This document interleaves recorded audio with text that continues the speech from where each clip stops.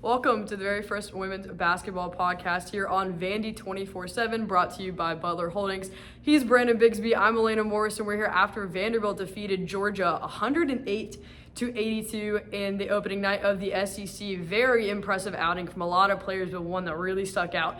Michaela Blakes, 36 points for her. That's the most ever scored by a freshman in Vanderbilt program history. I mean, she was doing it all tonight, Brandon. Yeah, I mean, Shay Ralph has been telling us since the summer, Atlanta, Michaela Blakes, she's special, and she showed exactly how special she is tonight. I mean, I remember the first game we were both at in the season opener against Lipscomb, and she dropped, I think it was like 28 points, and we were like, wow, she really, really has something. But, you know, you think first SEC game, there's a lot of nerves. There's a very different style of game you're going to have to play. The SEC, much more athletic, much more physical, and a lot more talented than a lot of the teams that Vanderbilt saw in the non-conference schedule. Elena, Michaela Blakes looked like she was in her fourth year in the SEC. She looked like she was right in home, fit right in, came out, attacked immediately, was aggressive, was completely unbothered by the tough defensive coverages that Georgia really did try to throw at her.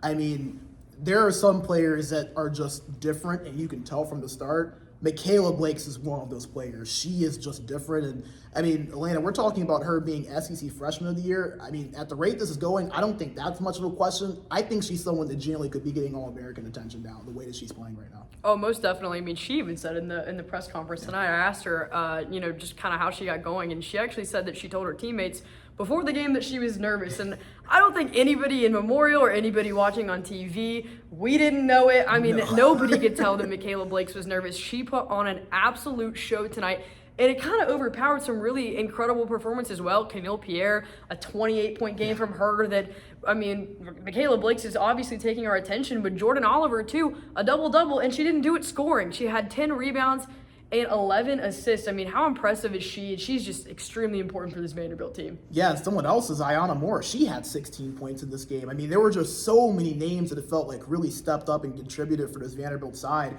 You talked about Jordan Oliver, though, and she's someone that I feel like a lot of times in terms of attention can kind of get lost in the shuffle just because she's not someone that's necessarily a high-volume scorer, but she does so many other things, Elena, on the defensive end and just being able to facilitate and really distribute to her teammates. I mean, we asked her after the game just how she was able to really kind of make an impact like that, getting a double-double while only having 4 points. And she said, I love being able to dish it to my teammates, and they're the ones that set me up for success by making those shots. And then you add in the rebounding element of it as well. She's such a tough player on the defensive side. There's just a lot of different things that she can do to where, you know, there's so many other players that you think about. You think about Camille Pierre, Michaela Blakes, the way they've been lining up the score sheet. You see Madison Green, what she's been doing off the bench. And obviously you mentioned Ayanna Moore. Sometimes people can kind of forget about Jordan Oliver, but she is one of the glue players to this team and one of the foundational pieces to what Shay Ralph wants to do. She showed exactly why tonight, and good to see her get a little bit of well-deserved attention, too, with that double-double. Brandon, you read my mind because glue was the exact word I'm thinking of. I mean, Shay Ralph has said time and time again that Jordan Oliver is a player she wants to have on the floor at all times, and it's very evident why. She does all the little things. She does the dirty work, and she's the exact player to help mold a team. And Jordan Oliver, I mean, is a veteran. She's perfect for this Vanderbilt team. She did it tonight, 4 points, 10 rebounds, 11 assists. And I mean, Vanderbilt, I don't want to, look past this, 108 points to open the SEC. That's the most ever scored by Vanderbilt in an SEC opener, the first time actually they've scored 100 points in an SEC opener. And they were doing it at every level, 11 three-pointers, shooting 44% from behind the arc. That's an area they have struggled a little bit throughout this season, but Shay Ralph talked about it after the game. Hey, I've got shooters, Michaela Blakes, Ayanna Moore, and if they miss the first 10, she said, guess what? They're going to shoot the next 10, and I think all those are going to go in. That's how much confidence she has in those two, as well as a couple other players on her team as well who can shoot the ball. But, man, 108 points tonight against an SEC program. I mean, what a performance on offense, too. And I think the other thing I don't want to forget, free throws. They shot 94% from the charity stripe, 29 of 31. I mean, they were just getting it done on all ends of the floor tonight. Yeah, I mean, I think efficient really is the word that you would use this performance for Vanderbilt. Efficient on the offensive end. I think efficient on the defensive end as well. Vanderbilt did a really good job of not necessarily just forcing Georgia's turnovers in terms of steals. The steal numbers were actually relatively low. Vanderbilt had 18 turnovers forced, but a lot of them weren't from steals. Just their positioning, though, defensively, disrupting the flow of Georgia's offense. And I feel like a lot of times you think of turnovers and you think of steals when they don't necessarily add up. You're like, oh, well, the other team just made mistakes and that other team got lucky. there takes that positioning and that hustle and that effort on the defensive end to kind of cause some of that chaos and to force a team into those mistakes. Vanderbilt did a great job with that as well. But Elena, you mentioned the free throws. That was such an impressive thing, I think, especially in a game like this that was very physical, got very chippy as well throughout this game at certain points. We heard Shea Ralph kind of talk about the physicality and the chippiness and how our team, thought she handled that well in some points and maybe thought they didn't handle it necessarily as well in others. But when you're able to get 31 free throws and you only miss 2 of them, it's very rare that you're going to be able to lose games like that, especially in the SEC where you really do have to take advantage of those. Just so impressive the way Vanderbilt was able to do it, not only getting themselves to the line, but then converting as well. I mean, I've heard it time and time again, and I'm sure many of you have. Free throws win you games. And while tonight it might not have been just the free throws, I mean, they won by a large margin, but there are going to be games that are very close in the SEC. And being able to make free throws like that, being a good free throw shooting team, that will win you games down the stretch. And while it might not have tonight, it wasn't decided by free throws, it will impact games later down the stretch. So that's going to be very important to look out for and see them succeed. And something else that you mentioned was their effort. You touched on this perfectly during the game. Michigan State was a game where they had effort until the fourth quarter, and then they ran out of gas. And I think that Shea Ralph said it best. Sometimes you just have to get beat. And I think they learned from that. And tonight, she said it too, their effort was great. They came out of the gates, I mean, they looked so refreshed. They looked, going into 2025, they were ready to roll. I mean, the effort that Vanderbilt put on display tonight was just all around. It was a great performance from them. Yeah, and what's the old expression? New year, new me. Maybe a little bit of that mentality for this Vanderbilt team. But, I mean, you mentioned it, Elena. I mean, this was a Vanderbilt team that every time Georgia threw a punch, Vanderbilt threw one right back, and a lot of times threw one a little bit harder. I mean, this was a game that can really wear on you easily physically, and that physicality can also wear on you mentally. It kind of gets you out of your element a little bit, cause you to lose focus. And we've heard Shea Ralph throughout the season, especially non-conference play, say that was what she was often most disappointed with in her team, was lacking consistent focus, lacking consistent energy, lacking that intensity that she wants to see from her team for all 40 minutes. I don't really think there was ever a stretch to where you looked at this team and said, okay, they're checked out. They were all gas, no breaks the entire time. And, sure, Georgia did have that 12-0 run, but it wasn't from a lack of effort. Georgia was hitting some shots. I think Vanderbilt had a couple of missed shots on their own, a couple of turnovers just off of miscommunication. But in terms of the general effort that we saw and just how they responded to a Georgia team that wanted to get physical, that was the game that they wanted to play, just bounds and leaps from what we saw just 6 weeks ago against Michigan State, where I know Shea Ralph said this in the presser, maybe the physicality wasn't necessarily what lost them that game, but it was a very key factor in why they aren't undefeated right now. And I think just seeing the growth that they've taken, considering that this is probably the most that they have been tested since that game in that aspect, really, really impressive. And I think that bodes well for this Vanderbilt team heading into a really critical stretch. Most definitely. I mean, tonight, we touched on it all, and there's not much more we can say, so we only have to look forward. Sunday is a huge game for Vanderbilt. They host number 16 Kentucky, and, I mean, you have to think at this point, and I would say pretty confidently, and I'm going to speak for you here because I know you do too.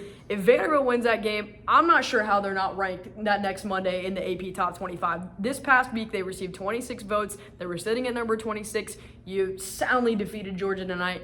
And if you win against number 16 Kentucky on Sunday here at Memorial Gymnasium, you're looking to have a number next to your name. Yeah, and something else to remember too, the 25th ranked team in Michigan lost by 16 to UCLA just a couple of nights ago. So, if Michigan maybe keeps that closer, maybe you can reason putting them in or keeping them in. But now I think Vanderbilt, it's theirs to lose. If they go into Memorial Gym and win that game against the 16th ranked team in the country in Kentucky, they are going to be ranked without any question, at least in my mind and your mind, come Monday morning. And, Elena, I'm sure that there's maybe some other games that some would argue, the Tennessee games, the South Carolina games, the LSU games, but this has to be easily the biggest home game that Vanderbilt has had in the Shea Ralph era, arguably in the last 10 years. I mean, you're talking about a really good Kentucky team coming to town with a lot of hype, a lot of talent, and the opportunity for Vanderbilt for the first time since February of 2014 to put themselves into the top 25, to say that they are definitively one of the best teams in the country. Obviously, the big promotion with the $1 tickets and everything, a lot of hype around this game. It has that big game feel to it. It has that important feel to it. I'm really excited to see how Shea Ralph and his team respond to that, especially considering that, again, though they've been in pressure situations before, this is kind of uncharted territory with it being such a massive game, so many eyes on it at home. And again, the opportunity to definitively be in that top 25 after really multiple weeks where a lot of people felt like they could have been there already. Yeah, you mentioned it well. Dollar ticket game, the crowd could definitely be a factor. I mean, Kentucky travels, but I know Vanderbilt's trying to get people here to grow the game, as they say, for that day. But I think you touched on it really well, too. Although Shea Ralph has had teams come in this gym that have been big, you've got Kim Mulkey in LSU, Tennessee is coming here. This feels like the most important game that she's coached in Memorial Gymnasium as the Vanderbilt head coach. Like you said, they haven't been ranked in almost 11 years, Brennan. I mean, that's a long time, and I know she's just itching to get back there. She's used to winning. She wants her team to get back there. They're 14-1 now, and I mean, again, like you said, it's theirs to lose. Sunday, if you can beat Kentucky, you will wake up Monday morning, I'd say pretty confidently, ranked in the AP top 25, and that's what they've been looking for a long time. And Kentucky's an interesting team to me. I mean, they handled Mississippi State tonight, a team that, Mississippi State, who hadn't really had much of tests in the non-conference play. They had a pretty nice-looking record heading into Lexington, but Kentucky soundly defeated them, and they're interesting because outside of Georgia Amore and Deja Lawrence, those two guards are pretty small. They're pretty long, they're pretty tall, but I wouldn't categorize them as the most physical. And I mean, you saw tonight how physical Vanderbilt was playing. They were quite literally, scrapping on the floor. There were elbows thrown. There were busted lips. I mean, just about everything you can name. Bodies hitting the ground left and right. You got a flagrant foul in there, yeah, too. A flagrant foul too. I mean, there was literally everything. And so I think if Vanderbilt can out-physical Kentucky, if they can be more physical than the Wildcats on Sunday, they're going to win that game. But they just have to want it. Yeah, and I mean, what better of a style of game to prepare you for that sort of moment than a game like this where we saw, over 50 fouls and over 40-something free throws combined between the two teams? I mean, if that's not physical, Atlanta, I don't know what is. And again, when you're going up against a team that isn't as physical as a team that you just played 3 nights before, I think that prepares you very well because you're kind of used to it now. You just came off of a game with that same level of intensity, and it's easier to kind of carry it over against a team that might not be ready for that same level. Obviously, we didn't get to watch the Kentucky-Mississippi State game, so can't really speak too much on the way that game went or how it flowed, but it would be hard to keep up with that game that we just saw right there. There were bodies hitting the floor everywhere. You mentioned it. There were busted lips, and there's going to be a lot of sore bodies and bruises waking up on Friday morning. But at the end of the day, I think that a game of this style really does give Vanderbilt that extra bit of advantage because, as you mentioned, Kentucky, tall, lengthy, but not necessarily the biggest team in terms of that body and in terms of being a very physical team as well. Vanderbilt proved that they can win a physical game, and not only can they win it, they can dominate it as well. I think that gives them a nice little advantage. The question is, can they carry over that same consistent level of energy and intensity into that game? That's the big question. Yeah, I mean, there's going to be quite a few players waking up in the morning with some bruises, feeling pretty sore, but they're going to have to get ready to go for Sunday. I mean, the crowd's going to be a big factor. Like you said, the dollar ticket game. Kentucky, not too far down the road, they could make the trip to Nashville. We'll have to see, who shows up. I mean, the crowd tonight, though, was pretty good. For a Thursday night, the students haven't come back yet. It was pretty loud at points. I mean, when Camille Pierre came back in after getting that busted lip, like we just mentioned, she got a pretty loud ovation. And I mean, like I said, very first SEC game, students aren't back yet. Sunday, with a good deal for a great team coming to town, it's going to be interesting to see how the crowd impacts the game. But like we've both touched on, it might be the most important game thus far for Vanderbilt and Shea Ralph as they're trying to get ranked for the first time since 2014. Yeah, and the potential, too, that some students could be trickling back in. Classes do start back up again on Monday for Vanderbilt students, so you might get some of those students that are coming back trickling in. The game tips off at 2 p.m., so, we'll see what the crowd looks like for that. But as you mentioned, Elena, with how much is on the line, a lot of the hype around this game, the promotion around this game, I think it should be a pretty impressive crowd. We saw, I think, a sneak peek of that tonight, and you mentioned it. That was a game on a Thursday, the day after New Year's, a lot of stuff going on, a lot of people still out of town as well, still coming back, and it was still a really impressive crowd, I think, for this team in the SEC opener against a Georgia team that was picked to finish, last or second to last in the SEC during the preseason poll. So I think it's going to be a rocking crowd here in just a few days' time. I know I can't wait for it, and I think I can speak for you that you can't wait for it either. It should be a lot of fun. Most definitely. You're right. I'm ready for it too. I'm excited to be back here on Sunday to watch Kentucky take on Vanderbilt. But for Brandon Bigsby and myself, Vanderbilt takes down Georgia 108-82. Thank you guys for supporting Vandy 24/7, and we'll talk to you guys soon.